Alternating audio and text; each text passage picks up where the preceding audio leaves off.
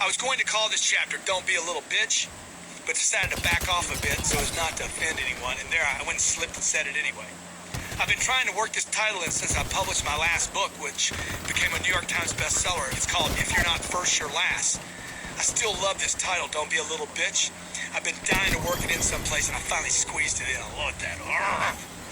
I thought it'd be perfect for this chapter, since the purpose here is to discuss the idea that crybabies, I said it, whiners and victims just don't do well at attracting or creating success.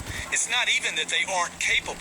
It's just that people who typically succeed are required to take big actions. And it's impossible to take big actions if you don't take big responsibility. It's equally impossible to do something positive when you're spending your time making excuses.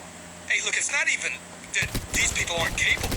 It's just that people who typically succeed are required to take big action. And it's impossible to take big actions if you don't take big responsibility. It's equally impossible to do something positive when you're spending your time making excuses. Because look, man, making excuses is just being negative. You must understand, as I've already stated countless times, success is not something that happens to you. It's something that happens because of you. And because of the actions that you took. People who refuse to take responsibility generally don't do well at taking much action, and subsequently don't do well in the game of success. Successful people accept very high levels of accountability for creating and having success for themselves, and even for failing to do so.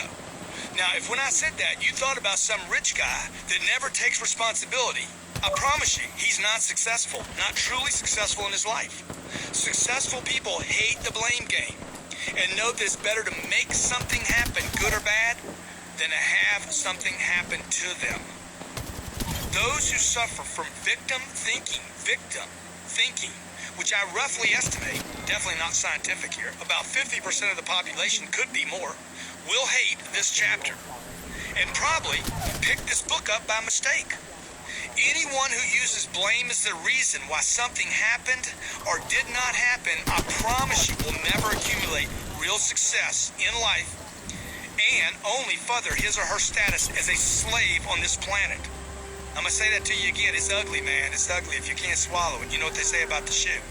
Anyone who uses blame as the reason why something happened or did not happen will not accumulate real success in their life and only will further his or her status as a slave on planet Earth. Those who give control over to another for their success or their lack of success will never be